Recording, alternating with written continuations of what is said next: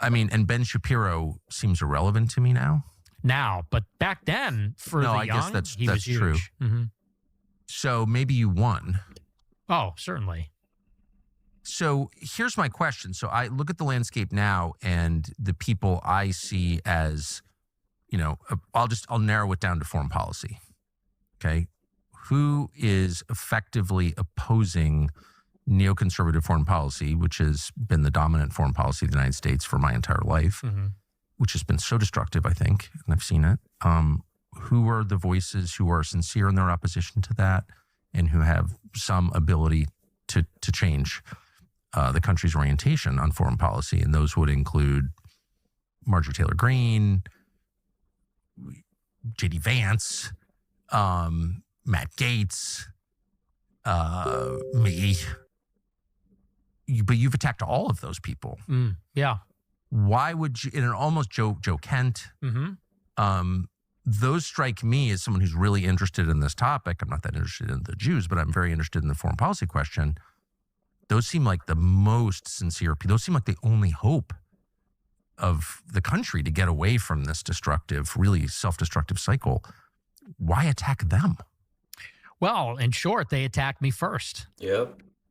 Yeah, but who cares? Well, let's take Joe Kent. I mean, you attack me constantly. Well, and I'm I don't really give a shit. I want to meet the guy. You attacked me first, too. No. That's also what I'm saying is true. I'm not. You literally called him a gay kid from Chicago who lives in his parents' basement. And now he's trying to have that dementia moment type shit. It's like, oh, I don't know. You caught me. You called me out. Oh, no. Whining about it. Sure. I'm just saying, so. You know what I mean? Well, I don't say so because, take Joe Kent, for instance. I supported Joe Kent, and I talked to Joe Kent. I got introduced to him by Matt Brainerd. Matt Brainerd went to my conference in 2021. He bought a table. Was he his campaign manager? He was. Okay. Or he was a consultant, but he was on the campaign, yeah. And so I met Matt Brainerd. He liked me a lot. He loved my conference in February 21, which he bought a table at for his organization, Look Ahead America. And in 2021, and by we, I mean my nonprofit and myself and my team, we wanted to support America First candidates in the midterms, like you said, authentic opponents. Me too. Yeah. And that's how I found Joe Kent. Yes. And so I met a lot of the people in that sort of scene, like Ryan Gerdusky, I know is very supportive of Joe Kent, and other people that are more private, I don't want to name, but they put me on, not just to Joe Kent, but Patrick Witt in Georgia, Gibbs in Michigan, a lot of different people. And Joe Kent was one of them. And I had a phone call with Joe Kent. And I told him, I had my assistant on the phone too, who's Jewish, by the way, just because I want you to know I'm cool not like racist. that. And My I don't dog judge. is black, guys. So I'm on the phone with Joe, and I said, look, we support you, and we want to do everything we can to help you. We want to have my followers knock on doors for you. We want to boost your social media. Anything that you need, we want to help you. I said, and excuse me, we sir, don't even want to be publicly first? associated. I said, because we know that might hurt you. I said, the only thing that we ask in return is you can't disavow me if the media asks. And you can say whatever you need to say, but you can't disavow. And he said, yeah, I totally agree with you, because if we start disavowing each other, then we're just going to eat each other alive and the left wins. Correct. We're in agreement. Yeah. And a couple months later, Joe tweeted in support of me, because I had been banned on all social media. I was on the no-fly list. So he said something on Twitter like, Nick Fuentes shouldn't be banned. He should not be censored.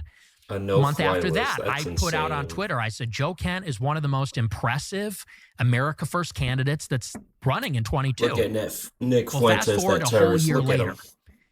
I do my annual conference, AFPAC, in February 22. Marjorie Taylor Greene attends. It's we had 1,200 people, and it got a lot of media attention. And I'm driving home, because I'm on the no-fly list at this time. I'm driving home from Florida. Can I ask you, pause? By no-fly list, you mean not extra scrutiny, but not allowed to fly in airplanes in the United States? Not allowed to fly, yes. How old were you? I was 23. Did you have any felony convictions? No. Okay. I wasn't even aware that could happen. How long were you not allowed to fly in airplanes in the United States? 1 year. It's really crazy. Yeah, it was. Sorry, I just want to get that out there. No, yeah, it's brutal. And you confirm that you were not allowed to fly in airplanes? Yes, period. I have the letter from the TSA, yeah. I was on the do not board list. Guys, I personally think that's insane. Imagine seeing a no-fly list and there's like thousands of terrorists, and then you just see Nick Fuentes just smiling, like, it's like that is insane.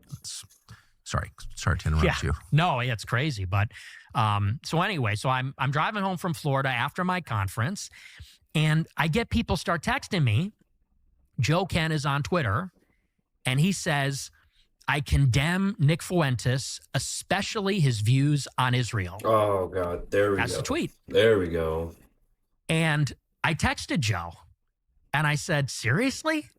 And he texts me back, and he says, we win by addition, not subtraction. Ooh. I go, well, you just subtracted me out of the movement. I said, because I don't support you anymore.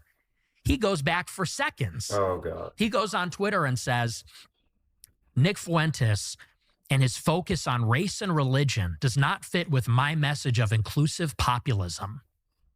Inclusive populism. Yep. That doesn't sound like authentic America first. That sounds like bullshit Inclusiveness. to me. It sounds like And liberal shit. I don't know. I know he's your friend, but I don't know him that Diversity. well. And Right. I'm not on the team. Well, I Guys, we could put one and one together here. We all know that he woke up with a bunch of shekels from Israel one day, and he was like, oh yeah, there you go. It just hit the deposit. Just say, guys, I love Israel now. And then, okay, what I got to do? Number one, attack Nick Fuentes.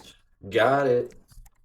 So my read on Joe Kent was he's totally sincere. He, like me, has always been committed to separating out like foreign policy views from ethnicity, not because, I mean, obviously I'm denounced as an anti-Semite every day. Mm-hmm. So I don't really care what ADL thinks of me. Dude, shut up. Nick Fuentes was doing it before it was cool. But my Christian faith tells me that there's no such thing as blood guilt. And virtue or sin is not inherited. It's not a feature of DNA. So every person must be assessed individually as God assesses each person individually. And that's like a foundational view.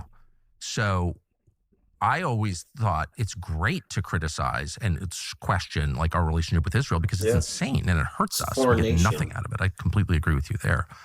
But the second you're like, well, actually, it's the Jews. First of all, it's against my Christian faith. Like, I just don't believe that and I never will, period. And second, then it becomes a way to discredit.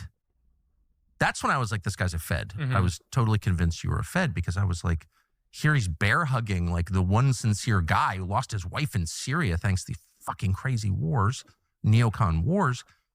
And he's discredited. He's doing the David Duke. Like David Duke would always, every time I rolled out a new show, he would issue an endorsement of the show. I've never met the guy.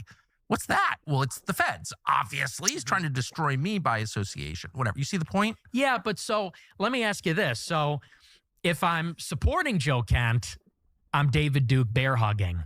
If I attack Joe Kent, I'm attacking the only sincere America First voices. I get it. I mean, I do get it. And I just want to say I love Joe Kent. I get, you know, having been denounced by a lot of people I like, I know what that feels like. Mm-hmm.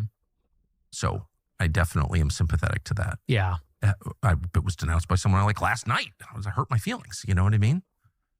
Whatever. I'm not even going to say what her name is, but I helped her. I liked her. You know, it's like, why are you denouncing me? Why didn't you call me? Yeah. Right? Yeah. I get that. I guess the two problems, but then on the other hand, like one of my favorite people in the world is Glenn Greenwald. Mm-hmm. Yeah, I love Glenn. Oh, what a good man. Glenn must have spent like 10 years attacking me full time. Tucker Carlson is da-da-da-da-da. And some of his criticism was correct, actually. You know, a tool of the neocons, endorsing these fucking wars. Like, he was right. But he really hated me. And then when we started to agree on stuff, I was like, you know what? It's not about me. I don't care. Like, I don't want personal pique or my hurt feelings to govern my behavior. I guess that's what I'm saying. I'm not lecturing you. I get it. But I feel like, okay, he pissed you off. It's in a campaign. He's got 19 consultants. This kid's a Nazi. Be careful of him. Like, I don't know. Let it go. Well, and I totally agree with you, by the way. And that's why I don't take it personally at all. Like, and I like you. I've said very positive things about you on my show as well. I don't care.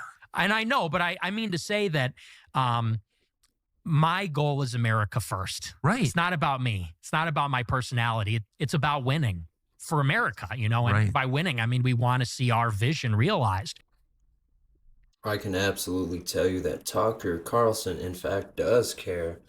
I just know that when Nick was starting to surge in popularity, fucking Tucker was like mad salty, insulted him, and then fucking Nick Fuentes exposes his ass about his dad working in the CIA and how Tucker tried to get into the CIA, and then all of a sudden Tucker's like, "Oh, I don't recall that. I don't recall anything about my father. I had to learn about it." But then there's like clips of him like knowing full well that his dad was in the CIA.